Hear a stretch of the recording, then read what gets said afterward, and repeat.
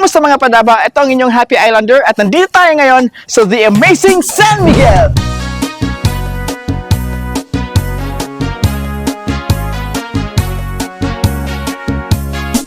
Kung gusto mong mamasyal sa lugar na mahayahay, duman sa San Miguel, mapresko ang salmong buhay. Mawawala ang problema pag nahiling mo siya. Oh, San Miguel, miss na kita. Kaugmahan din banwaan, pagharani na ang pestahan. Ang kada barangay, sunod-sunod ang handaan. Pwerte ang sayawan, pag-igwang baraylihan. Oh, San Miguel, nasa kong namumutan. Isayaw mo ang cha-cha, nasa kuyang pigakan ka. Sabay inom ning tuba na talagang pangpagana. Uwanong ugma, nawala ang problema. Oh, San Miguel, miss na kita. Alright, welcome back mga padaba. Nandito tayo ngayon sa Tagbak River at kasama ko ngayon si Kuya Bunso, ang member ng Tagbak River Eco Guide Association. Tama po, ano po. Kaway-kaway kayo sir. Si Kuya Bunso ay isa sa mga tourist guide natin dito sa Tagbak River. Ayun, kung nakikita nyo doon sa may bandang yun, ito yung Tagbak River. Ito ang newly developed na tourism site dito sa bayan ng San Miguel, sa Amazing San Miguel. So kailan po ito sir nagsimula ang Tagbak River? Bali po, matagal na po ito nag-start nung nakaraang pang si Mayor Camano, tapos yung kapitan namin, sila nag-umpisa dito pagpa-develop ng ecotourism. Tapos ngayon, inumpisa na naman ang Triga Association. Bali, nag-start kami dito ngayong March. Okay. So, ngayon po, hindi lang po yung Tagbak River dito yung kung saan pwede kayo mag-outing, mag-excursion na sir. Pwede kayo maligo dyan at ma-experience nyo yung river vibe. So, alam naman natin ang Catanduanes is napapalibutan ng dagat. Kaya ang San Miguel kasi ay nasa gitna ng Catanduanes. So, geographically speaking, nasa gitna po siya.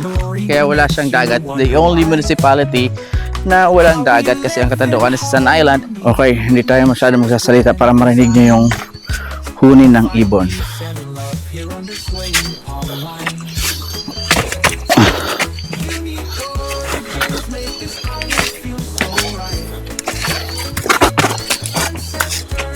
Diyan na, malapit na sir. Anong meron dito?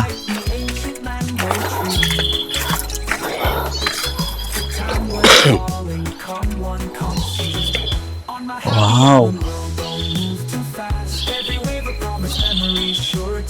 So ito yung paborito ng mga bata dito sa amin na paliguan kasi tinatawag nilang kapit kamay. Kasi pag tumalon yung isa sa kabila, tatalon yung isa sa kabila, pagdating sa gitna, pwede sila maghawakan ng kamay. Oh, at dito sa gitna. Oh, dyan. Tatalon dyan yung isa, tapos yung isa tatalon. Andun yung isa. Okay. Nagsasalubong sila pagtalo, naghawakan ng kamay pag bagsak sa tubig. Nice. Pagka naliligo sila. Oh, nice. Kapit kamay. Kapit kamay ang tawag nila dyan. Okay. Diyan na yung Orocosok Falls. Andun yung falls niya, dito tayo dadaan para makita yung... Okay. So, nandito yung... okay. So, medyo active ang stream dito. Shoutout kay Sir Jerome, Senior Tourism Officer of the Municipality of San Miguel. Diyan yung... Shoutout sa iyo, sir. Salamat sa pag-introduce sa akin itong or paghikayat sa akin na mapuntahan itong lugar na to. Napakagandang lugar na to.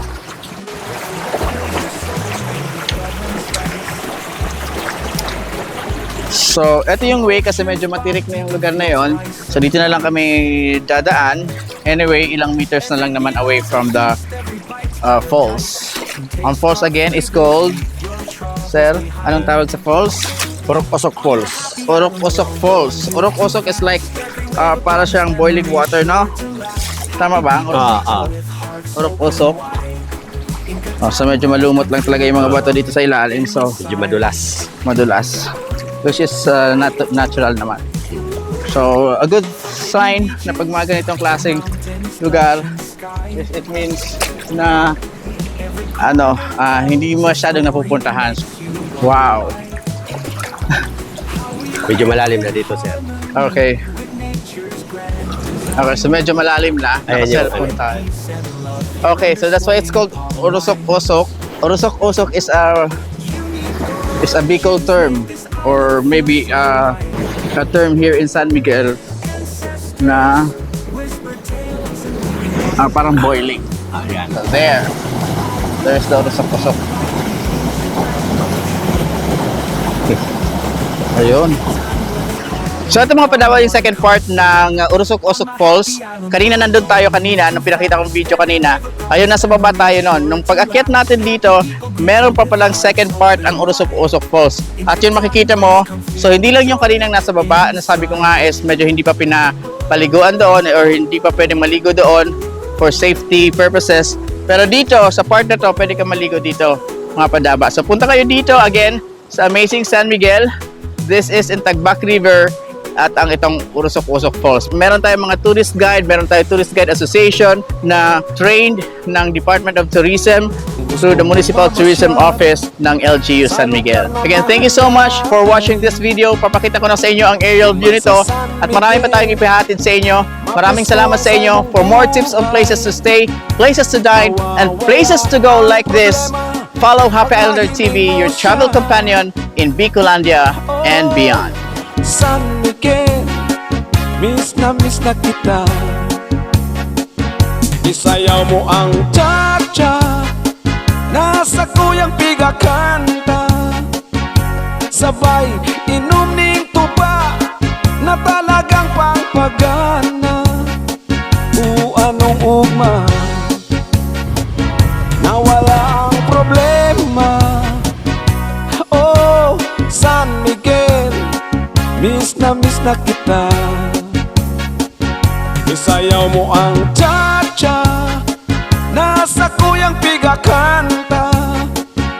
Sabay inom ning tuba, na talagang pangpagana. Anong ugma, nawala ang problema. Oh, San Miguel, miss na kita. Miss na kita. San Miguel.